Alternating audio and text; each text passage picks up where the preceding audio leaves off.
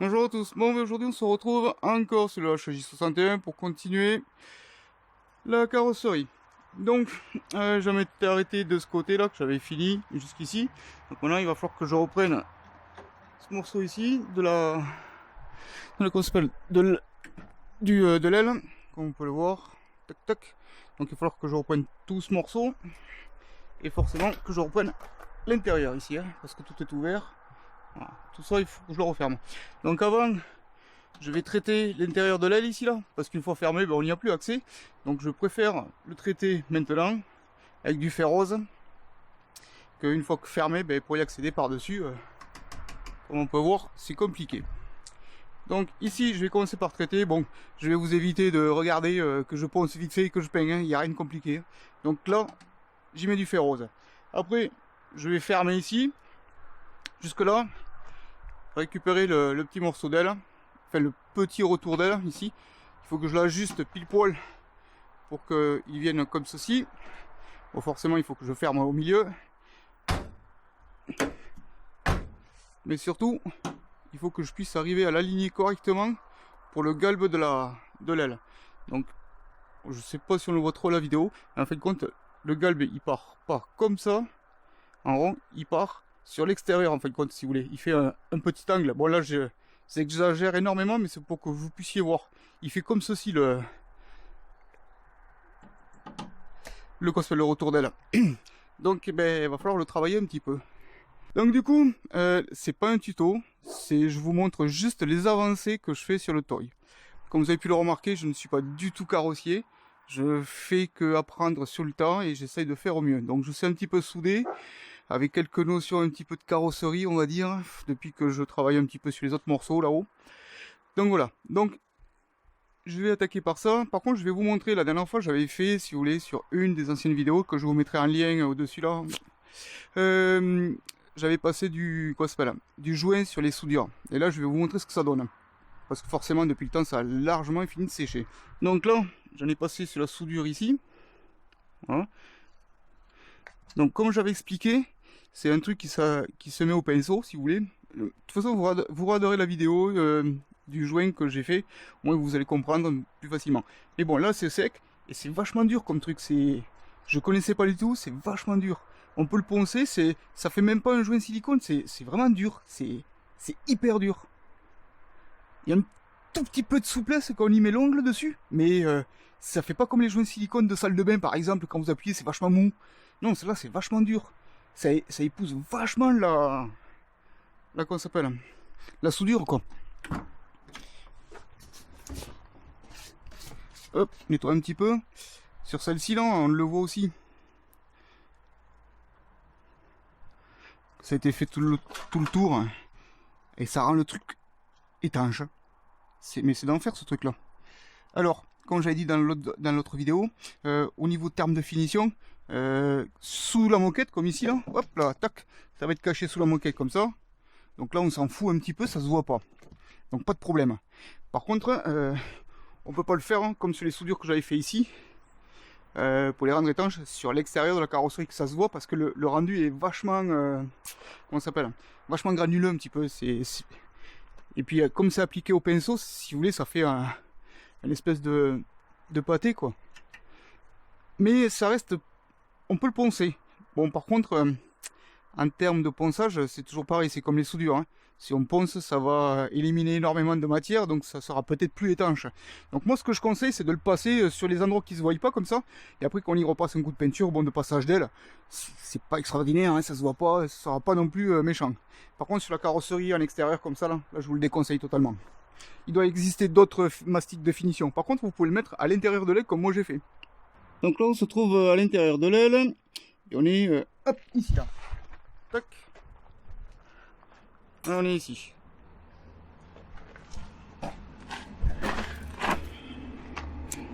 Donc à l'intérieur de l'aile, comme vous pouvez le voir, hop, ici là, c'est le morceau de la seconde partie qu'il faudra que je fasse après. Mais ici, il faut que je ferme le morceau. Donc je vais vous montrer en même temps comment on fait pour le galber un tout petit peu, lui donner la forme. Parce que comme vous pouvez voir, le morceau que j'ai découpé, il n'y a pas trop de place à l'intérieur de l'aile. vous voyez, hop, le morceau, forcément, il ne vient pas couvrir le dessous ici, là. Ce qui est tout à fait normal, puisque il n'est pas galbé. Donc après, si vous voulez, il faut lui donner cette forme, tac, comme ceci, voilà. Bon.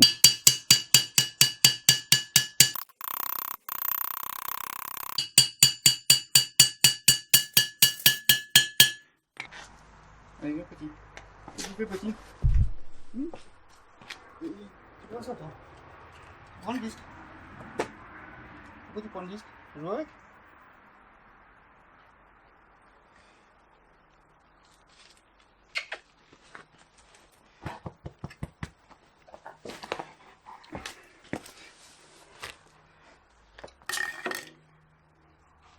Non.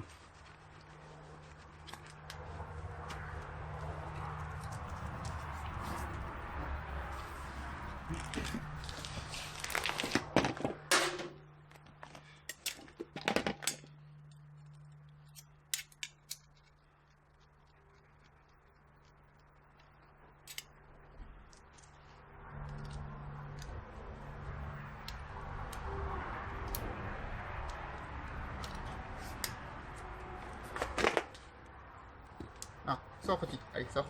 Non, non, non. Voilà. Allez, sors.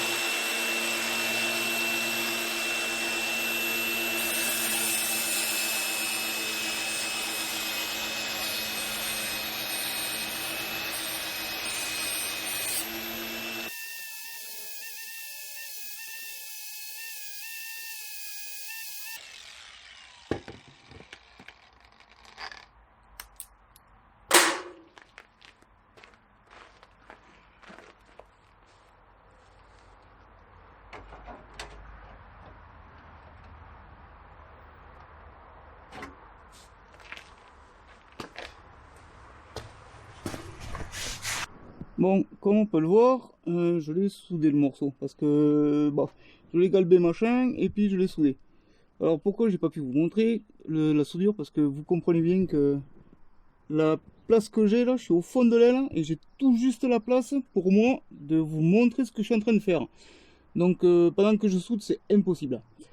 Donc voilà, donc elle a été soudée sur le haut ici là, hop, tout le long. Et maintenant, je vais devoir m'attaquer à l'intérieur ici là. Je touche pas trop parce que c'est un petit peu chaud. Ah, ouais, quoique. Bon, après il va falloir que je soude ici là. Hop là, sur l'intérieur.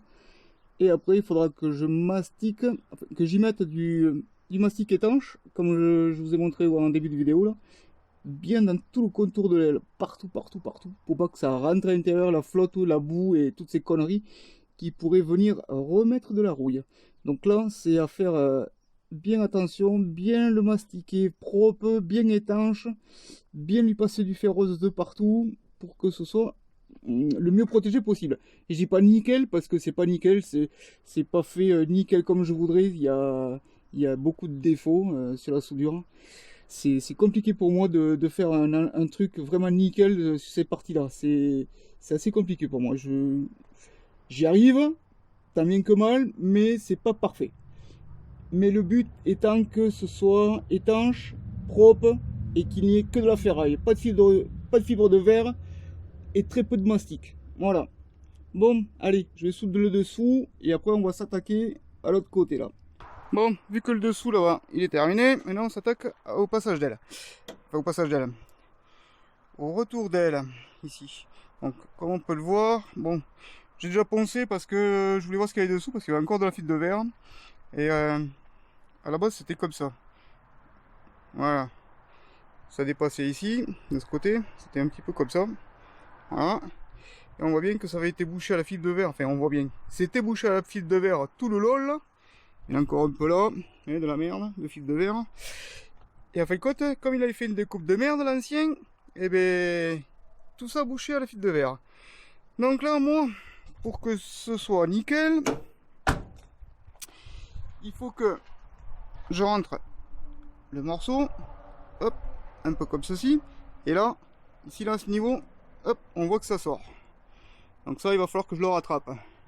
Donc pour faire simple, il va falloir que j'ouvre ce morceau ici là, que je fasse péter le point qu'il avait mis de comment ça s'appelle, le point de soudure. En fin de compte, c'était juste pointer, hein, et puis de la fibre de verre par-dessus. Donc pointer ici, on le voit, pointer ici, pointer ici, pointer ici.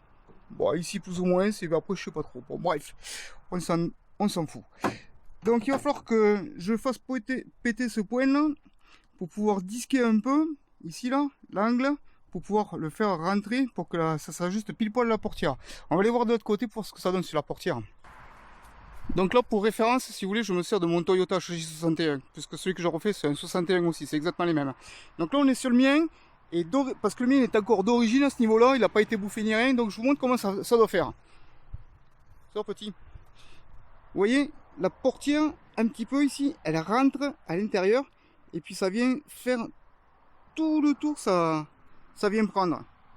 Et il y a un petit écart ici, puis ça vient prendre. Voilà ce que ça donne. Hop. Ici là, elle est un peu basse, c'est bizarre. La portière doit être mal réglée, c'est le mien. Mais voilà ce que ça fait. Donc si vous voulez, la portière doit être un petit peu sur l'intérieur, sans trop. Et après ici, le galbe, attends petit.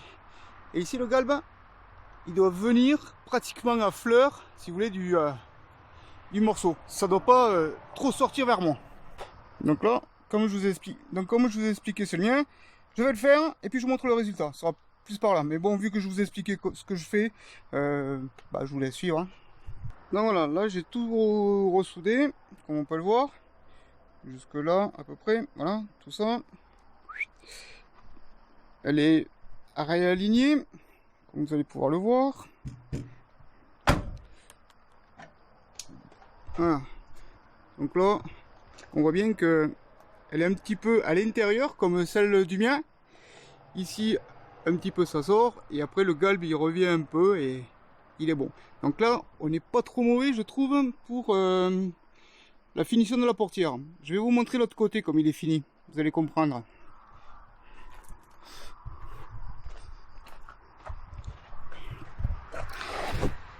Donc là, on se retrouve sur l'autre côté. Bon, forcément, c'est peint en noir, donc on verra pas peut-être spécialement bien. Mais hop, comme vous allez pouvoir le voir, la portière, le bas de la portière, il touche. Ici, là, ça touche ici. Vous voyez, ça touche là. Et regardez l'écart qu'il y a ici. En fin de compte, si vous voulez, l'espace entre le bas de la portière et le haut de l'aile, il est assez bon si vous voulez. Mais par contre, l'aile elle rentre sur l'intérieur, donc ça fait que, hop, comme on peut le voir là, ici la portière, le bas de la portière il dépasse de l'aile. Et en haut, vous voyez, ça finit par toucher. Donc c'est de la merde.